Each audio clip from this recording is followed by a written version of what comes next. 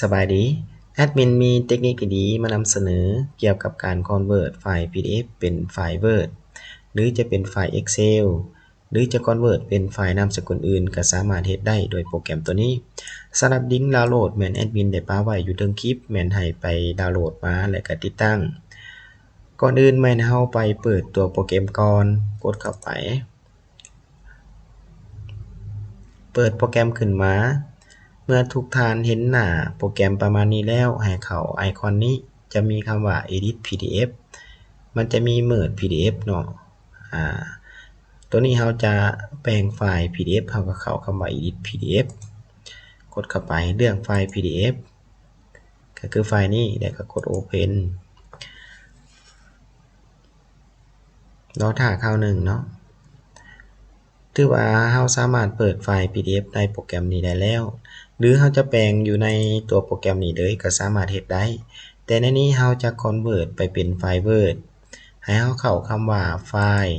เลือกคำว่า Export เลือกคำว่า To Office แล้วมาเลือกคำว่า Word หรือเราจะเลือกเป็นนามสกุลเป็น Excel หรือจะเป็นPowerPoint หรือจะเป็นนามสกุลอื่นเราก็สามารถเลือกได้แต่ในนี้เราจะเลือกเป็นนามสกุล Microsoft Word กดเข้าไปแล้วก็กด Save As แล้วก็กดเข้าคำว่า Desktop เราจะเซฟไว้อยู่ใน Desktop แล้วก็กด Save ไปโปรแกรมมันจะเปิดตัว Microsoft Word ขึ้นมาอัตโนมัติเลยถือว่าเรา Convert จากไฟล์ PDF มาเป็นไฟล์ Word ก็ถือว่าสมบูรณ์ 100% เลยถ้าเราอยากเปลี่ยนฟอนต์เราก็ Ctrl A แล้วก็มาเลือกฟอนต์ที่เราต้องการก็คือเพชรดาให้ทุกคนสังเกตเบิ่งว่าตัวหนังสือของเราถือว่าค่อนข้างสมบูรณ์ 100% เลยมีบางอันที่เราจะต้องได้เปลี่ยนก็คือสระอำนี้เราก็ต้องได้เปลี่ยนก็เปลี่ยนแต่จุดเดียวเห็นบ่